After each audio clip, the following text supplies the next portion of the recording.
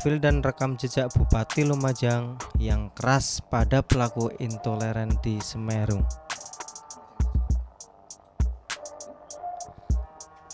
Pada saat terjadinya erupsi Semeru, kebetulan saya melewat daerah Lumajang meski jauh dari erupsi. Saya memperhatikan banyak terjadi perubahan semenjak pergantian bupati. Pelebaran jalan dilakukan di sepanjang jalan utama, yang membuat jalur Lumajang kini jauh dari macet meski dilintasi truk-truk besar. Artinya, Bupati baru Lumajang bukan orang sembarangan. Beliau adalah pejabat yang amanah dan berani melakukan perubahan. Di sisi lain, kita dikejutkan kalau banyak pihak memanfaatkan bencana erupsi Semeru untuk mencari panggung mengatasnamakan agama. Dulu pernah ada pemasangan bendera Rizik yang langsung diturunkan. Kini lagi-lagi APRA begundal intoleran memancing keributan dengan menendang sesajen dan sengaja divideokan serta diviralkan. Bersamaan dengan itu, viral juga SS WhatsApp Bupati Lumajang yang dengan tegas memerintahkan untuk memburu pelaku. Padahal sejatinya sosok bupati ini juga orang Islam, tapi masih mau menghormati tradisi leluhur masyarakat Lumajang.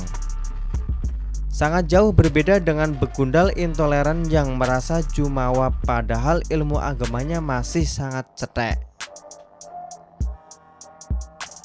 Sekilas profil Bupati Lumajang yang saya baca memang begitu menarik. Pasalnya Bupati Lumajang, Thorik, termasuk dalam deretan bupati muda di Jawa Timur. Dirinya lahir tanggal 14 Desember 1977. Melansir Tribun Wiki, sejak kecil Thorikul Haq sudah menimba ilmu di Ponpes anak-anak Darul Falah Deno. Thorik menempuh pendidikan sekolah dasar di MI Nurul Islam Deno pada tahun 1990, lalu melanjutkan di MTS Negeri Denanyar, Jombang.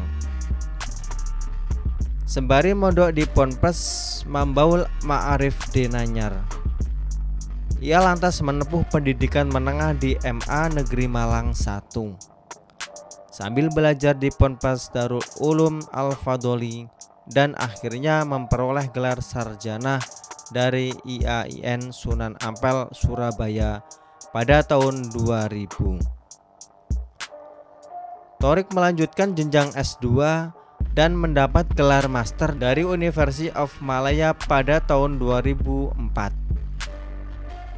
Sebelum menjadi Bupati Lumajang, Thorik menjabat sebagai anggota DPRD Provinsi Jatim selama 2 periode, tahun 2009 sampai 2014 dan tahun 2014 sampai 2019.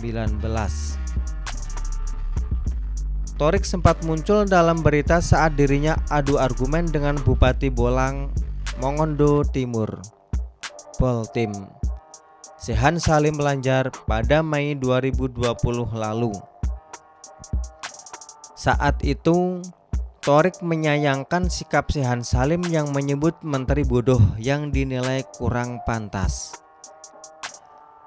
Saya Cak Thorik, Bupati Lumajang. Saya tentu kecewa bila ada seorang bupati mengatakan menteri bodoh. Kalau tidak salah Bupati Bolang, Mongondo Timur, kata Thorik dikutip dari kompas.com.